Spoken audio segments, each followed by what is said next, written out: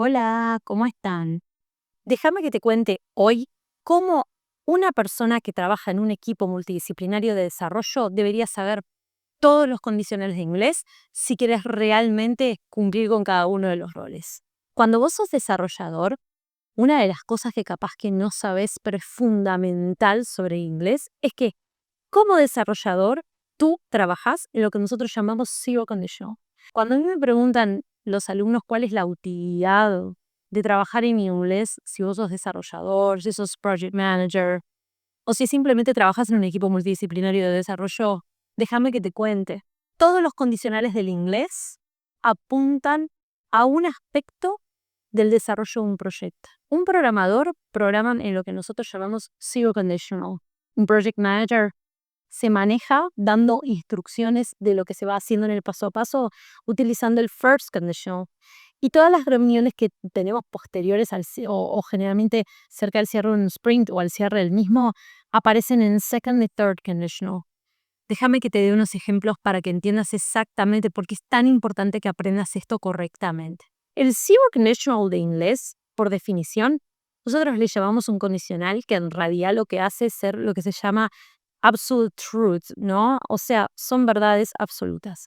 ¿Por qué decimos que un conditional es una absolute truth? Bueno, esto es muy simple. Algo que es una absolute truth es cuando yo digo que si hago esto, por decante va a pasar esto otro. Eso es exactamente lo que pasa en los lenguajes de programación.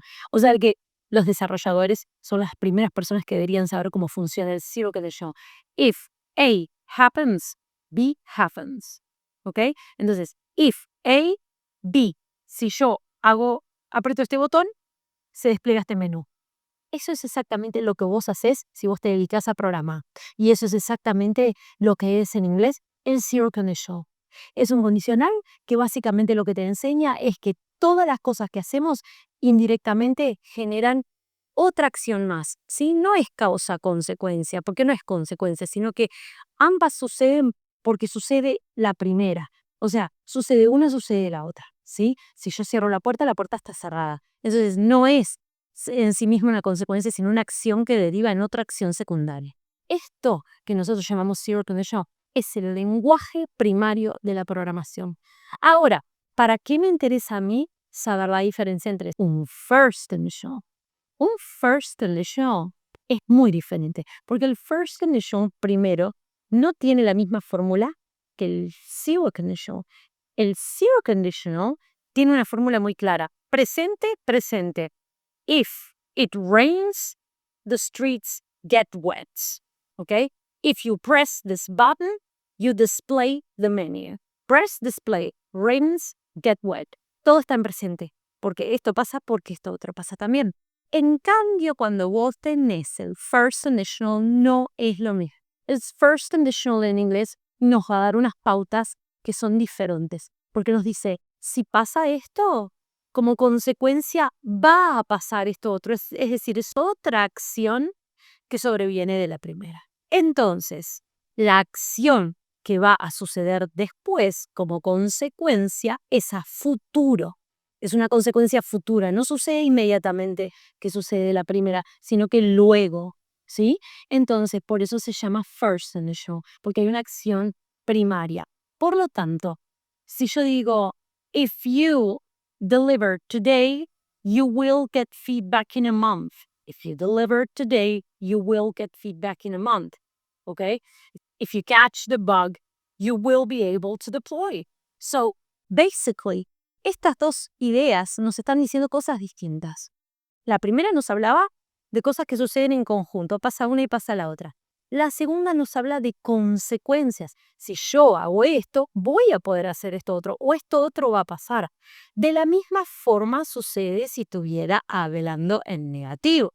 Si yo dijera, if you don't catch the ball, we won't go to production. ¿Ok? Entonces, lo que va a no suceder si vos no haces esto. ¿Sí? Ahora bien, después tenemos lo que nosotros llamamos el second y third conditional. Y estos son bien distintos porque hasta ahora los conditionals que te acabo de mostrar son lo que nosotros llamamos real conditionals. ¿Qué quiere decir que sean real conditionals? Real conditionals quiere decir que estos condicionales Bueno, son reales, o sea, hablan de cosas reales que suceden, ¿no? Son realistas. Por lo tanto, podemos hablar y utilizarlo para cosas que verdaderamente suceden. En cambio, el second conditional y el third conditional del inglés no son real conditionals, sino que son dentro de lo que nombramos como unreal conditionals. Es decir, que unreal conditionals son aquellos que no son realidad. ¿Y cómo hago para dar una condición sobre algo que no es real? Generalmente voy a tener que estar hablando de algo que pasó o que no pasó, pero que si hubiera pasado, ¿cómo hubiesen sido las cosas? Entonces ahí vas a entrar en el second conditional. Si yo digo, bueno, si yo hubiese hecho esto, podría haber pasado esto otro.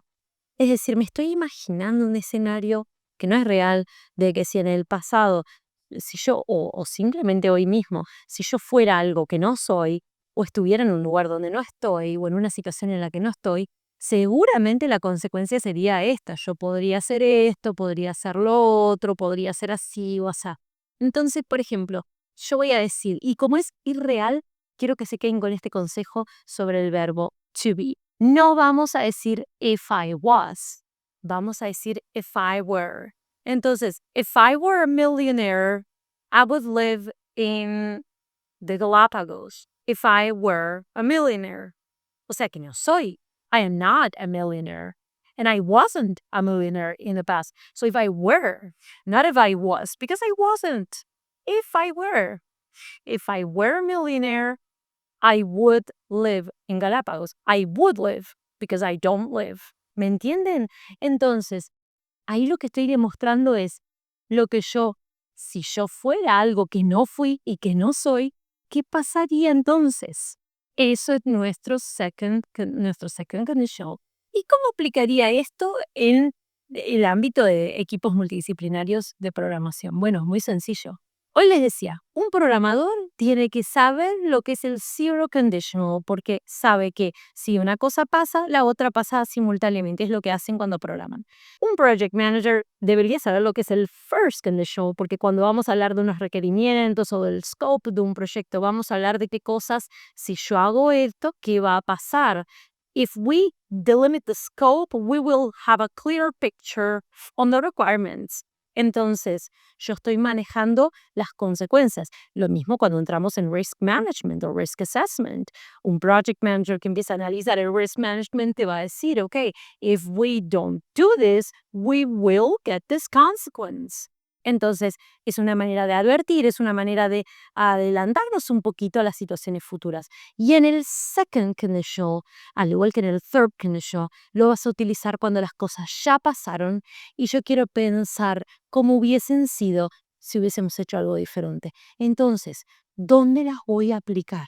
Second y third conditional lo van a aplicar en las retrospective meetings. ¿Ok? En una retrospective meeting, vos te vas a encontrar con cosas que hiciste en un sprint, cómo las hiciste y qué hubieras hecho diferente. Entonces, por ejemplo, si yo digo, if we had deployed on time, we would have had a better feedback from the customer. Entonces, did we deploy on time? No. So we didn't get a better feedback. No, it's not real. Entonces yo me planteo lo que hubiera pasado if we had deployed on time. Pero no lo hicimos. No llevamos las cosas a deployment on time. We were late. Entonces estoy especulando con lo que hubiera pasado. We would have had a better feedback. ¿Ok? We would have a better feedback. Si me mantengo en el second conditional. Y ahora yendo al third conditional of English. ¿Cuál es el third conditional? Es el más difícil para la mayoría porque es un conditional que trabaja, por un lado, el past perfect y por otro lado, el present perfect. Entonces, si yo digo, por ejemplo, if we had had more time for delivering, we would have seen better results. If we had had more time for delivering, we would have seen better results. If we had had, está en past perfect. If we, nosotros, el equipo, had had, si hubiéramos tenido, we would have seen better results. Would have seen está en el modal would, el present perfect, have seen. Entonces, si yo hubiera hecho tal cosa, hubiese visto esta otra. Ninguna de las dos son reales. Una va al pasado del pasado, si hubiéramos hecho algo que no hicimos, y la otra va al present perfect, es decir, desde ese momento en el pasado que hubiera pasado hasta ahora. ¿Cuál hubiese sido la consecuencia directa hasta ahora? Entonces el third condition nos trae a esto de si en el pasado hubieses hecho algo, del pasado del presente hubiese pasado esto. Todos estos conditions son fundamentales a la hora de trabajar en un equipo de desarrollo y por eso les digo que muchas veces las personas no saben la implicancia que tiene la gramática dentro de sus operaciones diarias en el trabajo. Por eso es muy importante que a la hora de hacer tu trabajo tengas estas ideas claras, porque puede ser que lo que vos que estás queriendo expresar tenga un sistema gramatical específico que te permite y que habilita a decir la idea con claridad para que se entienda. Si tú estás hablando de algo imaginario que no sucedió y que tampoco se va a dar, o si estás hablando de una posibilidad real como en el First in the Show, donde vas a usar una herramienta para decir si hiciéramos tal cosa, en el futuro va a pasar esto y estás dando más bien la advertencia de cómo van a ser las cosas. Es muy importante saber las diferencias entre mis conditions para saber si yo estoy hablando de la realidad o si estoy hablando de algo que realmente no se va a dar nunca y queda solo en un aprendizaje o en una oportunidad de reflexión. Espero que les haya servido y les voy a estar compartiendo ejercicios prácticos para que puedas seguir practicando y mejorando tu capacidad de utilizar los conditions en tu trabajo.